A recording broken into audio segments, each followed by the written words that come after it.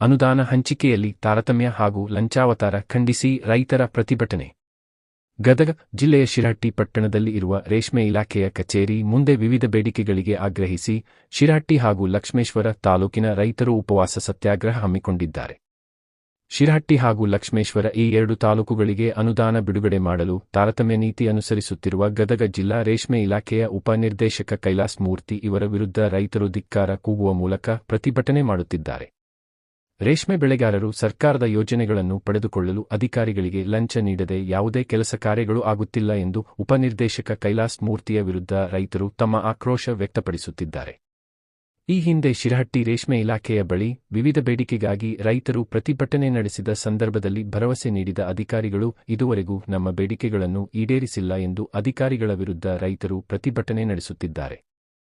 ರೈತರಿಂದ ಲಂಚ ತಿನ್ನುವ ಅಧಿಕಾರಿಗಳನ್ನು ಗದಗ ಜಿಲ್ಲೆಯಿಂದ ಬೇರೆ ಕಡೆಗೆ ವರ್ಗಾವಣೆ ಮಾಡಬೇಕು ಎಂದು ರೈತರು ಆಗ್ರಹಿಸುವ ಮೂಲಕ ಪ್ರತಿಭಟನೆ ನಡೆಸುತ್ತಿದ್ದಾರೆ. ಈ ಸಂದರ್ಭದಲ್ಲಿ ಶಿರಹಟ್ಟಿ ಹಾಗೂ ಲಕ್ಷ್ಮೇಶ್ವರ ತಾಲೂಕಿನ ಹಲವು ರೈತರು ಉಪವಾಸ ಸತ್ಯಾಗ್ರಹದಲ್ಲಿ ಪಾಲ್ಗೊಂಡಿದ್ದಾರೆ. ವರದಿ ಚಂದ್ರಶೇಖರ ಸೋಮಣ್ಣವರ.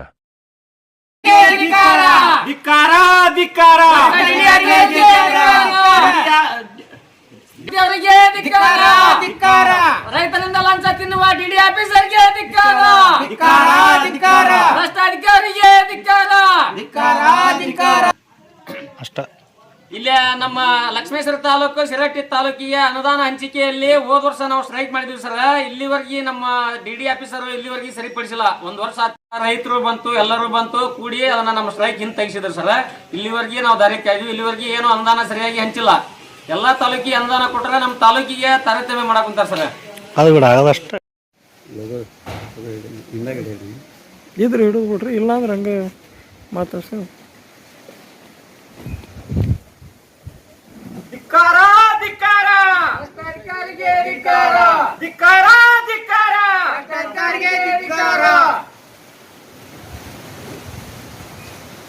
ಇದ್ದಂತ ಅಧಿಕಾರಿಗಳು ಫೋನ್ ಮಾಡಿದ್ರೆ ಫೋನ್ ತೆಗಿಬೇಕು ಸರ್. ಮತ್ತೆ ಅವ್ರು ಯಾವ್ದು ಸಲುವಾಗಿ ಅದಾರ ಹೇಳ್ರಿ ನೀವಾರಿ ಸರ್. ರೈತರದ್ದು ಸ್ಪಂದನೆ ಮಾಡಕ ಅದಾರ ಮತ್ತೆ ಎದಕ್ಕರ ಅದಾರ ಅವ್ರು. ಆಮೇಲೆ ಜಿಲ್ಲೆಯೊಳಗ ಎಲ್ಲಾ ತಾಲೂಕಿಗೆ ಅನುದಾನ ಕೊಡಾಕ್ ಬರ್ತೋ, ನಮ್ಮ ಎರಡು ತಾಲೂಕಿನ ನಿರ್ಲಕ್ಷ್ಯ ಮಾಡಕ್ ಬರ್ತದೆ ಸರ್. ನಮ್ ಗದಗ ಲಕ್ಷ್ಮೇಶ್ವರ ಭಾಗದಾಗ ಅತಿ ಹೆಚ್ಚು ರೇಷ್ಮೆ ಸರ್. ನಮ್ಮ ಜಿಲ್ಲಾದಾಗ ಅತಿ ಹೆಚ್ಚು ರೇಷ್ಮೆ ವಿಶೇಷವಾಗಿ ಶಿರಹಟ್ಟಿ ಮತ್ತು ಲಕ್ಷ್ಮೇಶ್ವರ ಒಳಗಿದೆ ಸರ್. ಇಲ್ಲಿ ನಾವು ಹಚ್ಚಿದ್ರೆ ಅನುದಾನ ಕೊಡೋದಾಗಲ್ಲ ಅಂದ್ರೆ ಎಲ್ಲರೂ ಹತ್ತಿ ಗಿಡ ಇದ್ದಲ್ಲಿ ಹೋಗಕ್ ಅಡ್ಡಿಲ್ಲವ.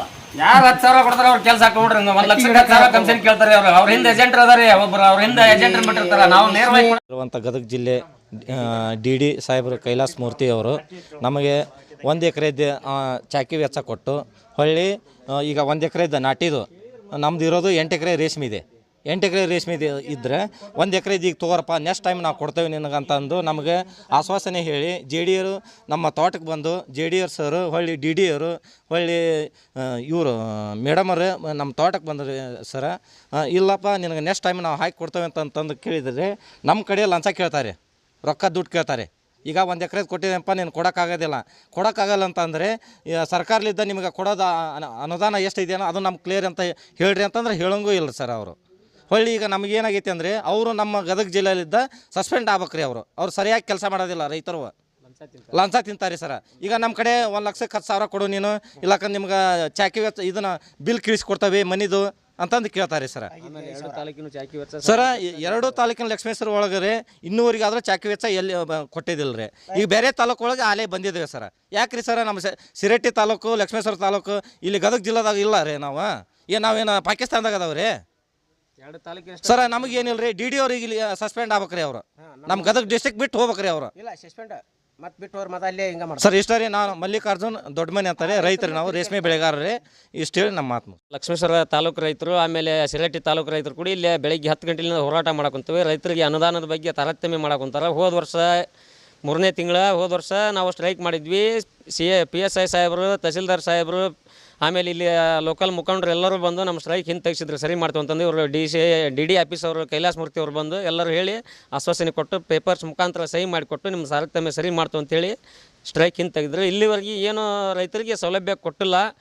ಬಂದ ಅನುದಾನ ಒಳಗೆ ಹಂಗೆ ಇಟ್ಕೊಂಡು ಕೂತ್ಕೊಳ್ಳೋದು, ಇಲ್ಲ ಬೇರೆ ತಾಲೂಕಿಗೆ ಕೊಡೋದು, ನಮ್ಮ 2 ತಾಲೂಕು ನಿರ್ಲಕ್ಷ್ಯ ಮಾಡೋದು, ಇಲ್ಲ ಯಾರು ರೈತರು ಲಂಚ ಕೊಡ್ತಾರೋ ಅವ್ರು ಕೆಲಸ ಮಾಡೋದು, ಅವ್ರಿಗೆ ಅನುಕೂಲ ಮಾಡೋಂಥದ್ದು ಕೆಲಸ ಇವ್ರು ಮಾಡಾಕುಂತಾರೆ.